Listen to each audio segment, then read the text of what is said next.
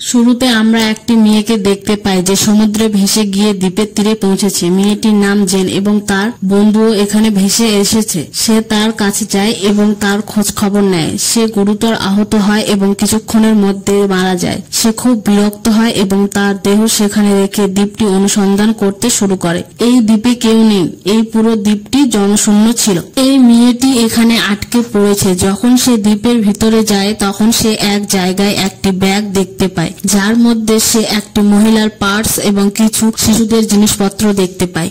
সে একটি ঔষধও খুঁজে পায় যার মধ্যে 1994 সালের তারিখ লেখা ছিল, যার জন্য সে বুঝতে পারে যে সম্ভবত অনেক বছর আগে কেউ এখানে এসেছিল। সে এই জিনিসপত্রের মধ্যে একটি দেশলাই বক্স খুঁজে পায় যা সে নিজের কাছে রাখে। তারপর সমুদ্রের তীরে ফিরে আসে। সে সেখানে একটি বড় ফাঁপা গাছ পড়ে থাকতে দেখে। এটি দেখে সে ভাবে রাতে এখানে ঘুমাবে।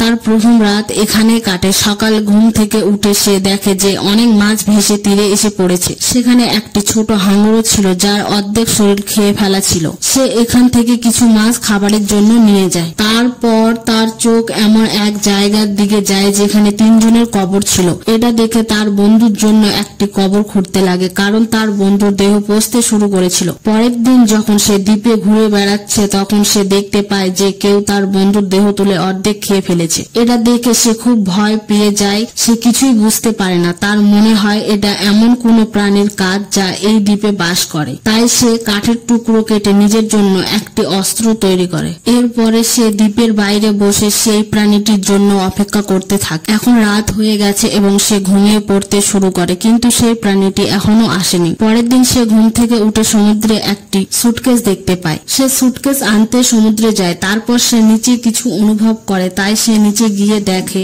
সেখানে সে একটি বড় গর্ত দেখতে পায় এবং বেশ অবাক। সে বেরিয়ে এসে সুটকেসটি খোলে। ভিতরে সে কিছু জুতা এবং কিছু পোশাক দেখতে পায় যা সে পরে। রাত হলে সে লাগেজ পরীক্ষা করতে শুরু করে। সে তাতে কিছু ছবি দেখতে পায়। সেই ছবির দিকে তাকাতে শুরু করে এবং বুঝতে পারে যে এখানে একটি পরিবার এসেছিল তাদের ছুটি কাটাতে, যার মধ্যে একটি কাপল এবং তাদের 2 সন্তান ছিল। ঠিক তখনই তার উপর দিয়ে একটি বিমান চলে যায়। এটি দেখে তার প্লেয়ার গান থেকে গুলি চালায়, কিন্তু কোনো লাভ হয় না কারণ বিমানটি ইতিমধ্যে চলে গেছে। যখন প্লেয়ার বন্দুকের গুলি নেমে আসছে তখন তার ছায়ায় একটি প্রাণী দেখতে পায়। এটি দেখে সে খুব ভয় পেয়ে যায় এবং দ্বীপের দিকে দৌড়াতে শুরু করে। সে গিয়ে একটি জায়গায় লুকিয়ে থাকে। সেই প্রাণীটি এখানে এসে তাকে খুঁজতে শুরু করে। এতে জেন আরো ভয় পায়। আজকের রাত এভাবে কেটে যায়। পরের দিন সকালে জেন আবার একই ছবিগুলি দেখে। সে একটি ছবিতে 2টি জ্বলন্ত চোখ দেখতে পায়, যা থেকে সে বুঝতে পারে যে এটি সেই একই প্রাণী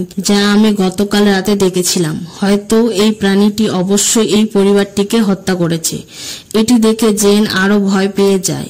সে যেকোনো উপায়ে এই দ্বীপ থেকে বেরিয়ে যেতে চেয়েছিল। এরপরে সে সুটকেসটি খুলে তার লাইফ জ্যাকেটটি তাতে রাখে যাতে এর সাহায্যে সে এখান থেকে সাঁতার কাটতে পারে। সে সুটকেসে বসে এখান থেকে বেরিয়ে আসার চেষ্টা করে, কিন্তু সুটকেসটি উল্টে যায়। তার পরিকল্পনা ব্যর্থ হয়ে যায়। তাই সে একই দ্বীপে ফিরে আসে। সেই প্রাণীর হাত থেকে পালানোর জন্য তার একটি নিরাপদ জায়গার প্রয়োজন ছিল। সেই কারণে সে সেই পতিত গাছটি দেখতে পায়, কারণ সেখানে একটি বড় গর্ত ছিল। সেই কারণে সে সেখানে ঘুমানোর সিদ্ধান্ত নেয়। রাত হলে সেই প্রাণীটি আবার এখানে আসে।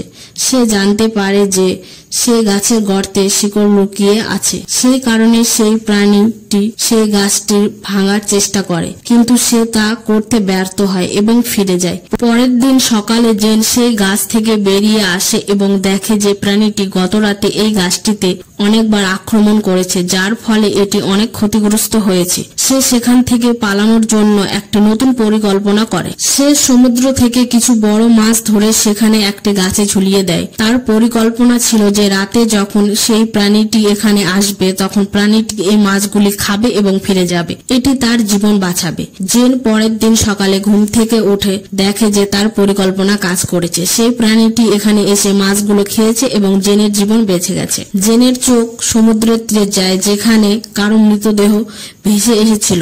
এটা দেখে সে সেই দেহের কাছে গিয়ে দেখে যে এই দেহটি বেশ পচা। এটা দেখে তার মাথায় একটা বুদ্ধি আসে।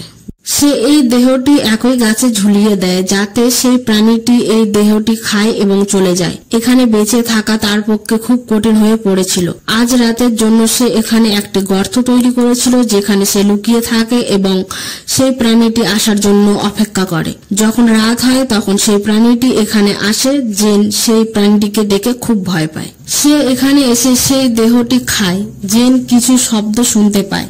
সে তাকানোর সাথে সাথে সেখানে প্রাণীটির পা দেখতে পায়। এটা দেখে যে সে আরো ভয় পেয়ে যায়, কিন্তু কোনোভাবে নিজেকে বাঁচিয়ে পরের দিন সকালে যখন জেন ঘুম থেকে ওঠে তখন সে নিজের জন্য একটি নিরাপদ জায়গা চেয়েছিল, কারণ সে প্রাণীটির উচ্চতা দেখেছিল। সেই কারণে সে গাছের উপরে নিজের জন্য একটি দোলনা তৈরি করে যাতে প্রাণীটি তার কাছে পৌঁছাতে না পারে। সে গিয়ে সেই দোলনায় বসে। রাত হলে প্রাণীটি আবার এখানে আসে।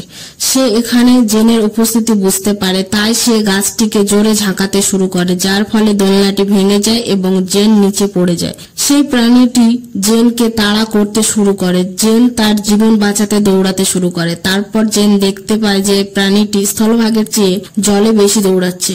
সে এরপর লুকিয়ে পড়ে। পরের দিন সকালে যখন জেন ঘুম থেকে ওঠে তার পায়ে প্রচন্ড আঘাত লেগেছে, তাই সে নিজেকে পরিষ্কার করার জন্য সমুদ্রে যায়। যখন সে স্নান করছিল তখন সে অনেক দূরে একটি ভেলা দেখতে পায়, যার মধ্যে তার দুই বন্ধু ছিল যারা কোনোভাবে বেঁচে গিয়ে এখানে এসেছিল। তাদের নাম লুক্স এবং মিয়া। জেন তাদের দেখে খুব খুশি হয়। তারা এসে জেনের কাছে বসে। জেন তাদের কিছু মাছ খেতে দেয়। সে তাদের সেই প্রাণীর কথা বলে এবং বলে যে আমাদের যত তাড়াতাড়ি সম্ভব এখান থেকে চলে যেতে হবে, কারণ আমি গত 7 দিন ধরে এখানে আটকে আছি। কিন্তু লুক্স এবং মিয়া তার কথা বিশ্বাস করে না। তারা মনে করে সে মিথ্যা বলেছে। তারা বলে যে আমরা গত 5 দিন ধরে সমুদ্রে ঘুরে বেড়াচ্ছিলাম, এখন আমরা এই দ্বীপটি খুঁজে পেয়েছি। জেন তাদের সেই ছবিগুলিও দেখায় যেখানে সেই প্রাণীটি স্পষ্টভাবে দেখা যাচ্ছিল, কিন্তু তবুও তারা দুজনেই এখান থেকে যেতে চাইছিল না। জেন বুঝতে পারে যে তারা তার কথা শুনবে না, তাই সে তাদের কাছ থেকে লুকিয়ে তাদের ভেলা নিয়ে এখান থেকে পালানোর চেষ্টা করে। সে তাদের ভেলা নিয়ে এখান থেকে চলে যাওয়ার চেষ্টা করে, কিন্তু তারা দুজনেই তাকে ধরে ফেলে। মিয়া জেনকে আক্রমণ করে, যার কারণে সে অজ্ঞান হয়ে পড়ে। যখন সে চোখ খুলল তখন সে নিজেকে বাধা দেখতে পেল।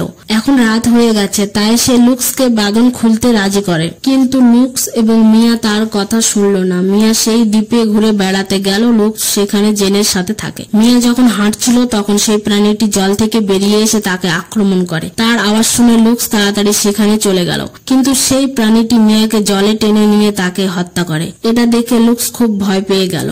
সে একটা গাছে ওঠে। এখন সকাল, কিন্তু লুক্স সেই এই দ্বীপ ছেড়ে চলে যেতে হবে। লুক্স তার কথা শুনতে রাজি ছিল।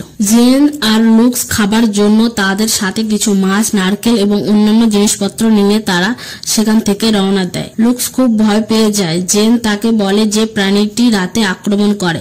রাত হওয়ার সাথে সাথে আমরা এই দ্বীপ থেকে অনেক দূরে চলে যাব।